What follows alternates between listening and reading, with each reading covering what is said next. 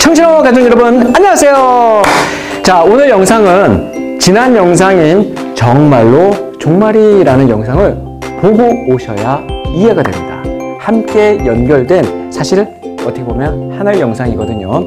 자, 지난 시간에 했던 중요한 골자를 다시 복습하면요, 하나님의 창조, 인간의 타락, 하나님의 구속, 그리고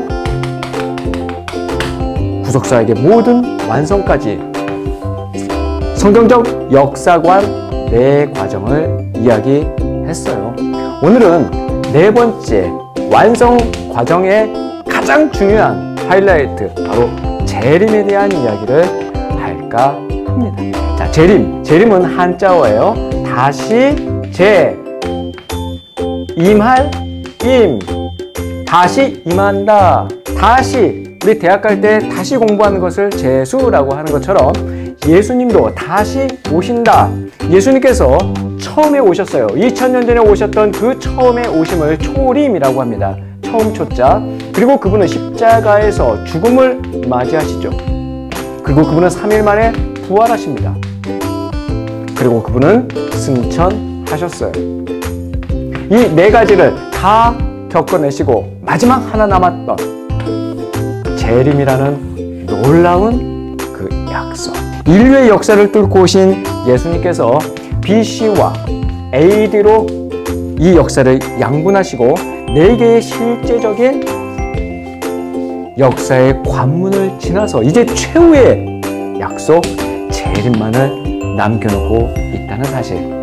그런데 이날은 언제 올지 아무도 알 수 없어요. 예수님이 재림하시는 그 날은 단연코 인류 최고의 역사적인 날이 될 것입니다. 만약 그 역사적인 날을 영화로 만든다면 그 제목을 무엇으로 붙이면 좋을까요? 짜잔! 커밍 순! 저는 아마도 그 제목을 이렇게 붙일 것 같아요. 육체의 부활과 최후의 심판이라고 말이죠. 듣기만 해도 가슴이 웅장해지지 않습니까? 먼저 육체의 부활부터 이야기해보죠. 육체가 부활한다? 성경은 인간의 죽음을 크게 세 가지로 보고 있어요. 첫 번째는 인간이 영혼과 몸이 분리되는 육체의 죽음을 이야기하고 있습니다. 우리가 흔히 아는 그 죽음이에요. 흙으로 돌아가는 그것. 두 번째, 영혼의 죽음이에요. 인간의 영혼이 하나님과 분리가 되는 영혼의 죽음 말입니다. 세상 사람들이 여전히 먹고 마시고 춤추고 행복하게 공부하고 자신의 꿈을 이루어가는 것 같지만 하나님과 분리된 그 영혼은 뭐다? 죽었다. 세 번째, 성경이 말하는 세 번째 죽음은 인간의 영혼과 몸 전체가 영원히 지옥으로 떨어져서 하나님과 분리되는 영원한 죽음을 말하고 있어요. 육체의 죽음, 영혼의 죽음, 영원한 죽음, 이 세 가지. 우리 육체가 죽는 것은 늙어서 죽는 것 같아 보이지만 사실은 하나님께 범한 바로 이 무시무시한 죄 때문이에요. 과연 이 육체의 죽음을 맞은 사람의 영혼은 어떻게 될까요? 저도 어릴 때부터 이 부분이 너무너무 궁금했고 What happens after I die? 이 고민이 많은 사람들이 하나님께 나아가는 중요한 포인트가 됩니다. 불교나 힌두교에서는 사람이 죽으면 다시 다른 동물이나 사람으로 태어나는 환생을 이야기를 해요. 여호와의 증인이라는 이단에서는 영혼이 잠에 들어간다라고 이야기를 합니다.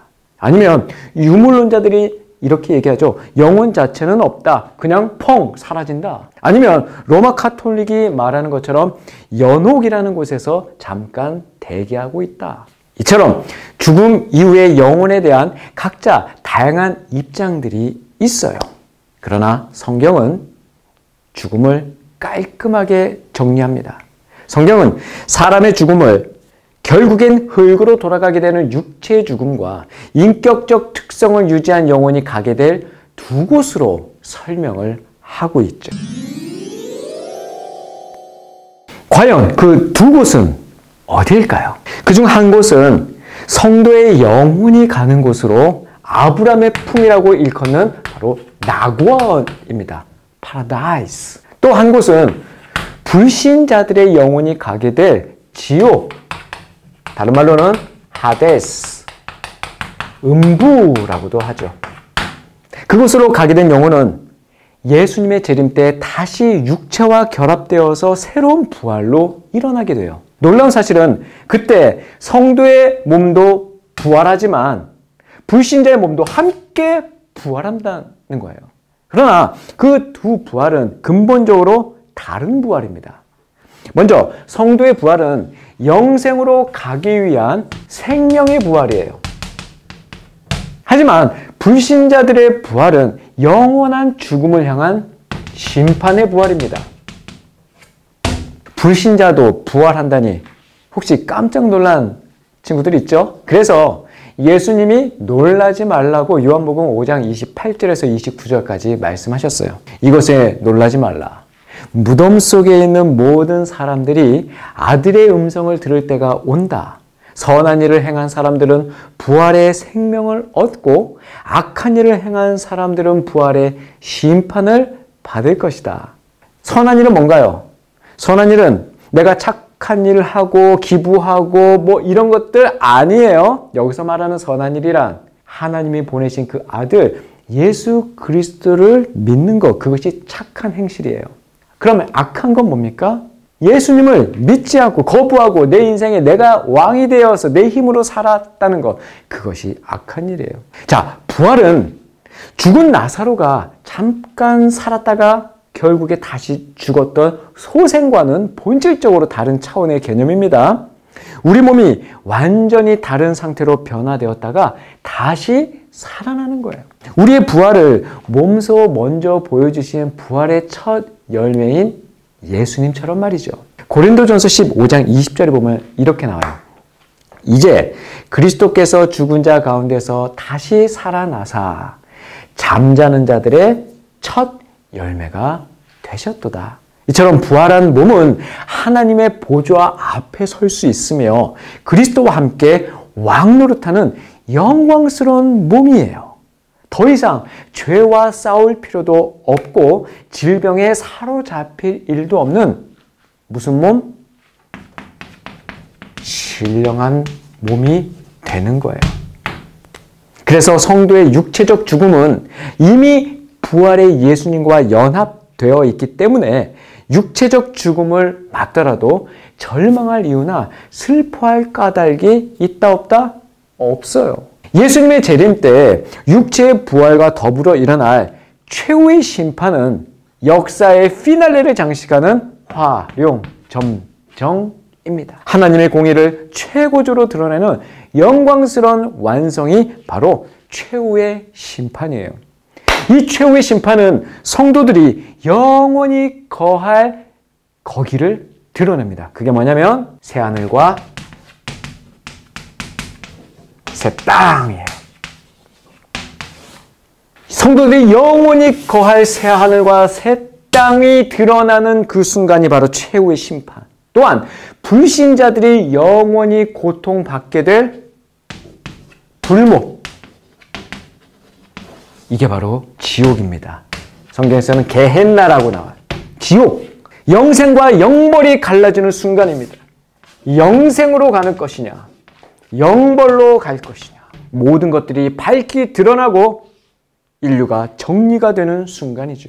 희고 큰 보좌에 앉으신 분 앞에서 이루어지는 그 최후의 심판은 죽임을 당한 어린 양의 생명책에 근거한 하나님의 심판이에요. 그날과 그 시는 아무도 모르지만 예수님은 만왕의 왕이자 만유의 주로서 하늘의 영광을 드러내며 이 땅으로 다시 오십니다. 그분은 완전한 육체인 부활체의 모습으로 전 세계인이 동시에 다 볼 수 있는 공개된 방식으로 그 초림 때 말구유의 초라한 아기 예수의 모습이 아니라 승리자와 심판자의 위엄으로 하나님의 나팔소리와 함께 구름 타고 천사들의 호의를 받으며 영광스러운 모습으로 다시 오시게 됩니다. 불신자들한테는 그야말로 그날은 경천동지할 만한 깜짝 놀랄 만한 일입니다. 갑작스럽고 황당한 일이겠지만 마라나타, 주 예수여 어서 오소서. 우리 성도들에게는 기도하며 간절히 고대했던 기쁨과 영광의 순간이 될 거예요. 그래서 우리는 예수님의 재림을 간절히 기다려야 해요. 예수님이 재림하셔야 우리 개인의 구원이 완성되고 인류의 역사가 완성되기 때문입니다. 그날엔 죽음과 사탄으로부터 완전히 해방되고 온 피조세계도 온전하게 회복되는 거예요. 새하늘과 새 땅이 활짝 열리는 그날, 그 예수님의 재림을 통해 비로소 하나님의 주권과 하나님의 영광은 만천하에 드러나게 됩니다. 하나님의 나라가 완성되는 것이죠.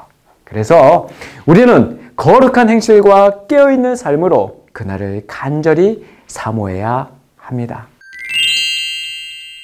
정확히 구체적으로 깨어있는 삶이란 무엇일까요? 깨어있는 삶. 깨어 있어야 된다는 거예요. 죽어 있는 것이 아니라, 잠자고 있는 것이 아니라 awake, 깨어 있어야 된다. 어떻게? 예수님의 재림을 사모하는 기도의 삶으로 깨어 있어야 한다.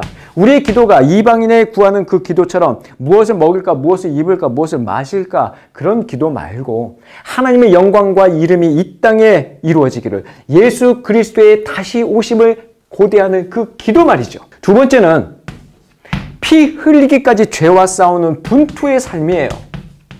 분투의 삶. 그리고 땅끝까지 그 복음, 이 굿뉴스를 전파하는 전도자의 삶입니다. 기도와 분투와 이 전도자의 삶이 바로 깨어있는 삶이죠. 그렇게 우리는 깨어있는 심부름꾼으로 부르심을 받은 사람들입니다. 심부름꾼, 마음심. 여러분은 하나님의 마음을 아시나요? 태초부터 우리를 향하신 그 하나님의 본심 말이죠. 그리고 그 아들을 내어주기까지 사랑하신 그 하나님의 결심 말이죠.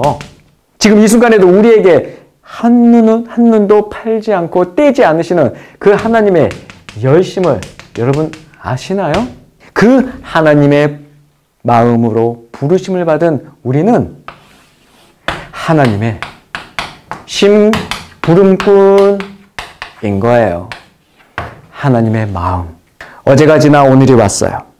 그리고 오늘이 지나면 내일이 옵니다. 그렇듯 정말로 종말은 오는 거예요. 지금 내가 헛되이 보내고 있는 오늘은 어제 죽은 이가 그토록 갈망하던 내일이었다는 사실 아시죠? 오늘을 내 인생의 마지막 날처럼 살아간다면, 내일을 예수님이 올 것처럼 살아간다면 우리는 매일매일을 늘 깨어있는 삶으로 살 수 있을 거예요. 그래서 종말을 준비하는 삶은 나는 여전히 이 땅에 두 발을 딛고 서 있지만 결국엔 나는 하늘에 속한 사람임을 잊지 않고 그 정체성으로 내 눈을 이 세상에만 두지 않으리라는 축복의 다짐인 것이죠. 신랑을 기다리는 신부의 마음을 아시나요?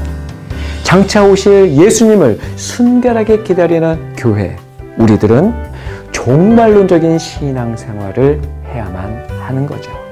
성도의 건강한 영적 생활을 이끄는 훌륭한 견인차 역할을 이 종말론이 하게 되는 것입니다. 자, 마지막으로 이 영상을 보는 우리 모든 청신호 식구들이 선포하며 읽었으면 좋겠어요.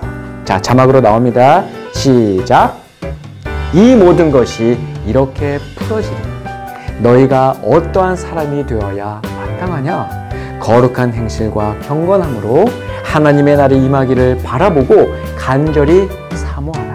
그날에 하늘이 불에 타서 풀어지고 물질이 뜨거운 불에 녹아지려니와.